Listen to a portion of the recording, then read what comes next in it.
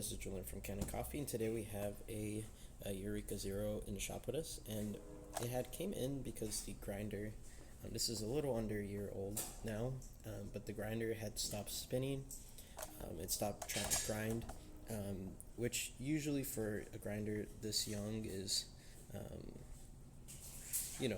usually tells that maybe there's some sort of internal issue with the machine. However, what happened is when I took the lid off to inspect inside of the machine, it was actually just really clogged up with coffee. Like you would turn on the grinder. Let's see here.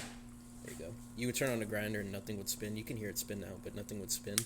And I also have a few photos of kind of just all of the coffee I was able to find in there. Let me find them here. Here we are.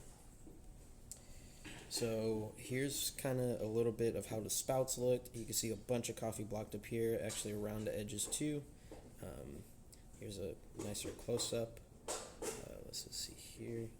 And here is some of the chunks of coffee that, there's a lot of it, but this is some of it just to kind of, there you are, some bigger pieces too.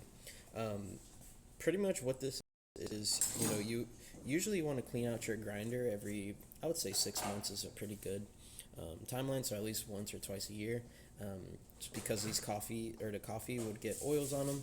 There's coffees and oils in coffee, and what that'll do is it'll build up over time and end up clogging your grinder. So all we did was a cleaning on this one, and we made sure everything else was working. As you can hear, it is spinning now, and I got it pretty close to the burrs, so it's going to make some really fine coffee if we were to put some coffee in it. Just kind of show you, I've been grinding a little bit here. Really nice, consistent. So those burrs are nice and sharp.